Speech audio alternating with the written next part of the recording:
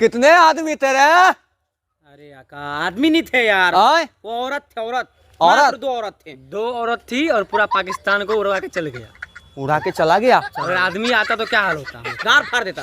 आए? हाँ, मेरा पैर डैमेज हो गया, बॉम्ब मारी, पैर पे बॉम्ब मार दिया वो लोग। ये देखिए बॉम्ब से क्या हालत बनाए रखा। दो महिला? दो महिला। अरे हम लोग तो महिला को बच्चा पैदा करने में रखते, 12-15 को कर दिए हैं।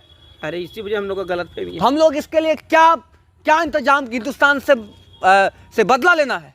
अरे बदला लेना है, उसके लिए लड़ाकू विमान बनाए हम। कैसा विमान है बताओ? ये देखिए आप। आए? वाह माशाअल्लाह, सुभान अल्लाह, अल्लाह अल्लाह, माशाअल्लाह माशाअल्लाह माशाअल्लाह माशाअल्लाह, हिंदुस्तान की तबाही। अल्लाह माशाअल्लाह माशाअल्लाह, हिंदुस्तान की तबाही।